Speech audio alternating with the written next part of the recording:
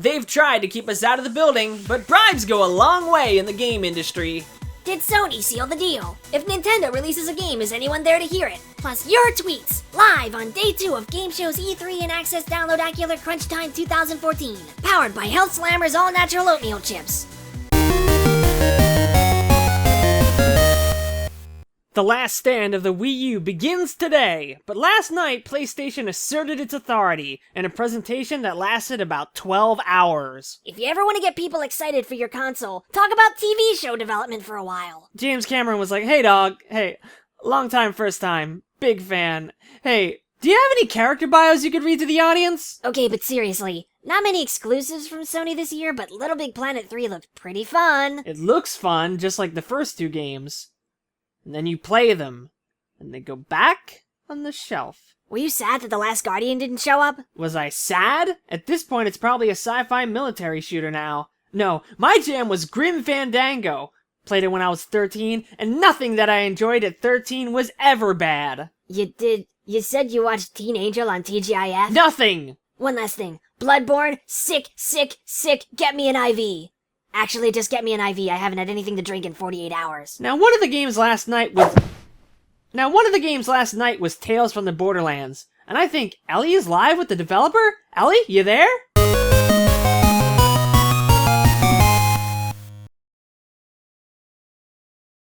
Eat shit! I'm Ellie, and we're at the Telltale booth to talk about Tales from the Borderlands. So if Borderlands is the peanut butter, The Walking Dead is the jelly? It does build off what we're doing with the Walking Dead games, but brings it back to our comedy roots. What's it like to work with a property like Borderlands? You know, one of our producers said this, and I agree with it, that Borderlands built a world that rivals Star Wars in its richness. And it sounds like crazy hyperbole, but the details, the characters, and the history are all there.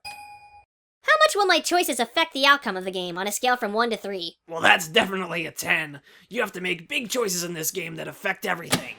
I'm out of here and I'm never coming back! And that's Tales from the Borderlands from Telltale. When can we expect episode 1? Later this summer. Alright, and expect episode 2 this winter. Back to you guys. Nintendo surprised me. While Microsoft and Sony spent too much time on third-party titles, Nintendo brought some serious stuff that we'll also see at E3 next year. Nintendo doesn't have third-party titles, so... True, but I'm excited to run around in the world of Xenoblade X and attacking enemies by mashing the shit out of A, and then waiting, and then mashing the shit out of A some more. Splatoon gives me the same jump-in appeal that TF2 had in 2009. I know, it's Nintendo's online system, but you know what? I didn't have a rebuttal prepared. Finally, Mario Maker will give Nintendo fans what they've always wanted. The crushing realization that they're much shittier at designing platformers than Nintendo is. There won't be anything. There won't be any levels. People only know how to make World 1-1. They'll just sit at the editor with a vacant, glassy stare. Speaking of vacant, here's an E3 Kickstarter pitch brought to you by GameSad's Depression and Cheat Code Hotline. They said the market was too oversaturated to support another steampunk-inspired shooter with zombies. Hi, I'm Miller David from Fork Productions, and we're here to prove them wrong with our new project, steampunk-inspired shooter with zombies.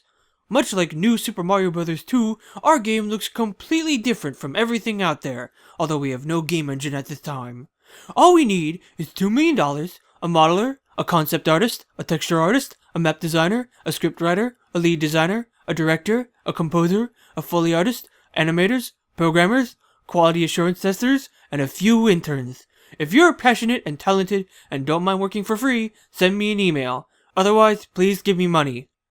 Alright, the keynotes may be over, but Gameshow's still going. Tune in tomorrow to find out who won E3, what the game of the show was, and more surprises. Surprises? Are there pies of all sizes? Come back tomorrow to the place where fun never ends for Day 3 of Gameshow's Backstage 360-degree E3 Invasion, powered by Salamander Wireless.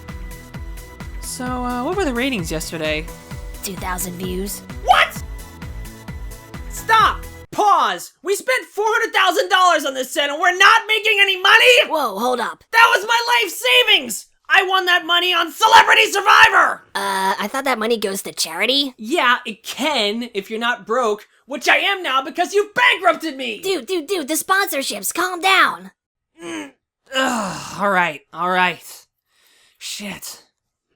So how much are we being endorsed by Salamander Wireless. I mean, $600, but... I'll kill you!